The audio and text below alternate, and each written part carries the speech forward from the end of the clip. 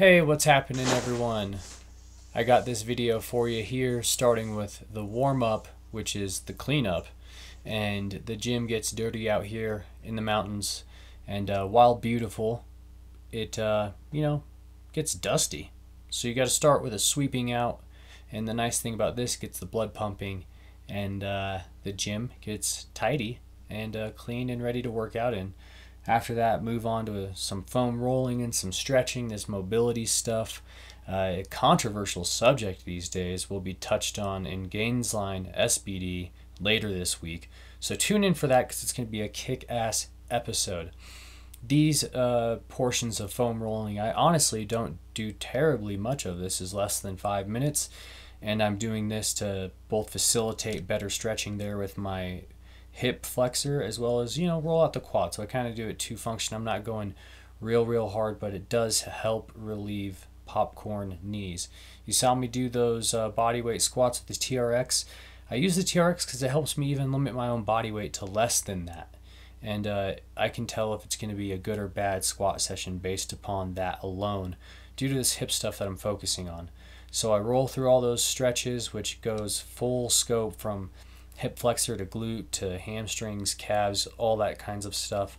And then I jump into these specific warm-up exercises for my glutes, which include the use of the band, as well as here I've got these one-leg hip extensions, glute bridges, trying to hold a tight muscle contraction with my abs and glutes for 10 seconds, and then relax for 10 seconds, go to the other leg 10 seconds, and more or less cycle back and forth. After that, use the bar to just get my shoulders stretched out, because with my janky shoulders, having the bar back there does kind of suck. That's why you squat high bar. Low bar is basically impossible because that destroys the elbows.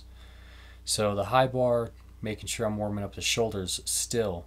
So full scale, toe to shoulders, warm up.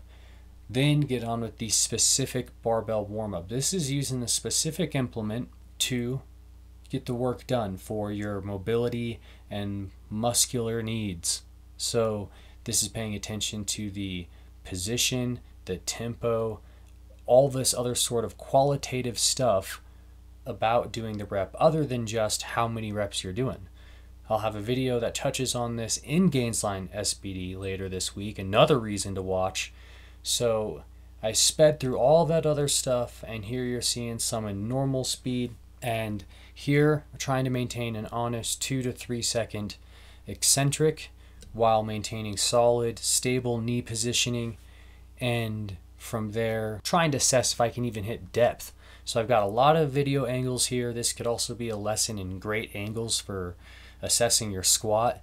And in this session, I was assessing if I could have a high quality squat without pain at what type of intensity. So I'm just going to work up to a very light single. Really, it's honestly light. I could put a belt on and put on probably another 50 or even 100 pounds, but it wouldn't be the same quality rep. And that's this one here, which is just a beautifully lit, let me tell you, single at 285 pounds. And going beltless, high bar. So that 2 to 3 second eccentric was maybe a bit fast, had some instability, and decided to stop there, because I know that if I were to continue pushing past like I could, it wouldn't be wise. So I'm making a smart training decision in the moment, because I know strategically, long-term thinking here, it's going to pay off much better. So when you're trying to improve a movement pattern, it's an investment. You got to pay attention to every single rep, and you got to put your reps in. That means lots of work, lots of repetitions, lots of practice, high quality practice, not just no bogus practice. So that rolls into what you're seeing here, which is my T2 triple set, which is basically a 3 movement circuit. And I'm paying attention to the tempo of the reps on my squats there. Still going maybe a touch too fast. That's just 165 pounds on the bar. And I'm doing 5 rounds through, 5 squats, 5 pull-ups, dead hang. And they're trying to control the eccentric. The last one on that pull-up was actually way too fast.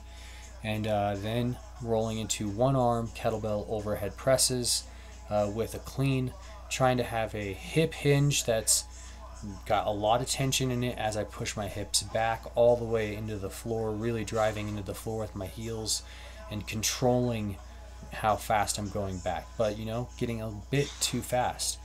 And when I get into the left arm, which you'll see is pretty nasty, that's why I showed you this in regular speed, because it not only shows the pace of the workout, because I'm not really resting even between the rounds here. I'm just trying to keep a steady pace, boom, boom, boom, through all three of these. And what I'm assessing through this video footage is that my left arm is pulling way too early. I need to improve the chain of that pull on this kettlebell press with the clean that I'm doing, and be more honest with my eccentrics on this circuit work, because some of the squats were too fast. That last one on the pull-up was definitely too fast, and the kettlebell swings can get cleaned up. So full-scale personalization of the training plan improves how good you're going to train, and the further you get away from that, the worse it's going to be. Hope you liked the video. Please like, share, and subscribe.